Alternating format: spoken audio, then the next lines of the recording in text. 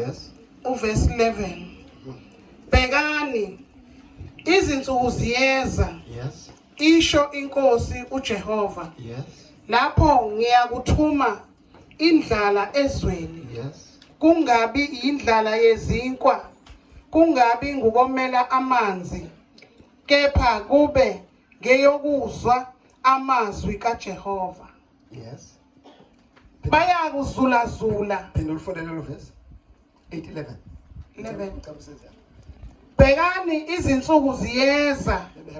Isho inkosi uJehova. Lapho ngiyakuthuma indlala yezwi. Kungabi indlala yezinkwa.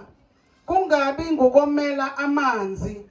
Kepha kube ngeyokuzwa amazwi kaJehova. Why are Bibles getting scarce? Ungana amabhayibheli ebamancane.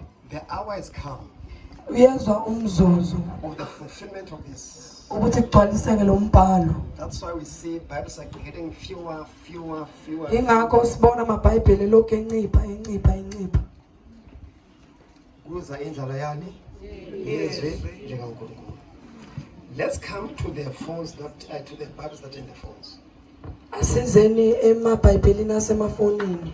We are using internet. Sisebenzisa internet. Now those that are in charge of the internet, Laba ke abasebenzisa internet. it is easy for people and then for them to shut people. It is easy for them to shut people over abantu. Kulula kubona ukuthi bevale abantu. So that when they want to read a Bible, they're going to take that off. Ukuze mangabe ufuna ukufunda iBhayibheli bathathe bacishe. Because they say the Bible contradicts itself. Ngoba bayabona ukuthi iBhayibheli liselifundwa kakhulu. Liyaphikisana. The Bible is against what they're doing. The Bible is against what they're doing. So let's remove it from the phones. And then, because we've taken the book, we're going to write them another Bible. Not this one. Tina, in our Bible, man is right to marry another man. In their Bible. In their Bible. It is allowed that man should marry another man.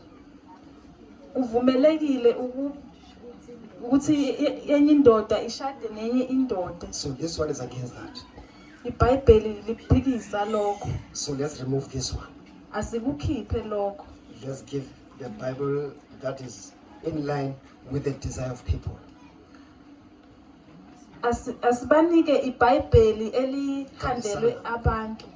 that they can, a person's rights may be respected, honored.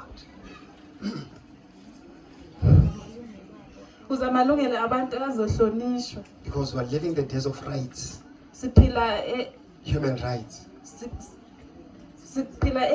Abathandi banelungelo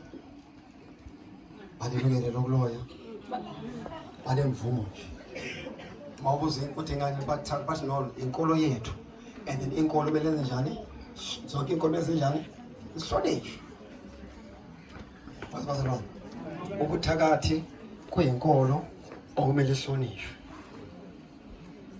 kusemthethweni lokho uma ngabiza umuntu ukuthi umthakathi onelungelo lokuthi akuvulela icase uyoboshwa inkantolo mayifika ithi boyini ubukhathi engamthakathi sikhomba umthakathi ilungelo lelo ngoba emagama unyathela amalungelo wabo okukhonza into abayithandayo. That's why we see the Bible is getting lesser and fewer and fewer. Uthi umbhali baka-Amos othi bhekani insuku zenzenjani ziyeza. Asifunde lelo verse 40. Bhekani izinsuku ziyeza, isho inkosi uJehova.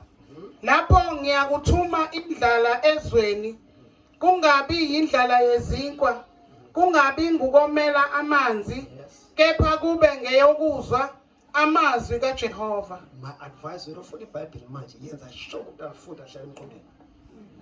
Cela uphendula. Yenza sure ukuthi alifunda lihlale kuphi emqondweni. When you go to the people who drink liquor, Uma siya kubantu abaphuza utshwala. uzabona amabhodlela Uzobona empty khombisa ukuthi no la kuyanathwa la. Bayanatha. Mbamba. Bayadzaba. Banzake.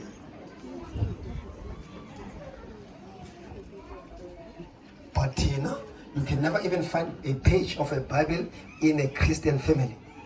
kodwa angeke sikwazi ukuthola iphepha Page leBhayibheli enje lomzalwane. Asakho ngeBhayibheli long sesishuke kube nepage ke likhomba ukuthi hayi uyakholwa ke lo. Akuna na page.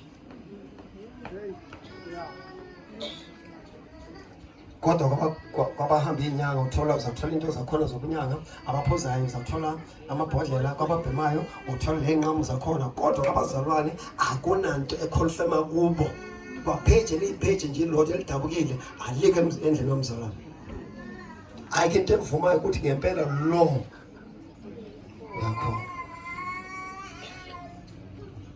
lethi iBhayibheli abantu bami bayafa ngokuswela ulwazi.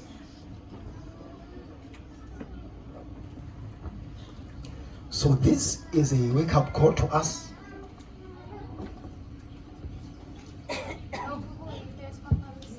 Yes, from our sleep. Ekulaleni kwethu. Hallelujah. Hallelujah. For the days are now here. Ngoba insuku seyifikile. Siphinde sikhathi sokuthi bothi mayosonto thule wonke umuntu uneBhayibheli. Sesadla ngeke sakhula siye emasontweni nabazali bethu abanamabhayibheli. Kodwa thina and bangafundile. Thina sifundile asiniphathi ngeBhayibheli. Labe bangafundanga bebaphatha amabhayibheli. Emakhaya evele yaphambana ke la.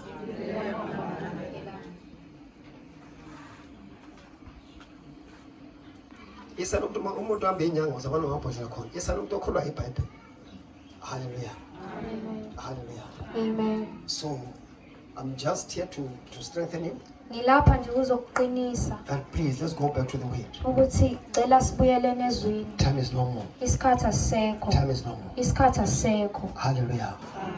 Let's go to the book of Psalm chapter 30. Asiyeni encwadini yamaHubo chapter 30. Chapter 30. I love that. I'm not going to preach much. I break. I'm going to cheat. I'm going to cheat.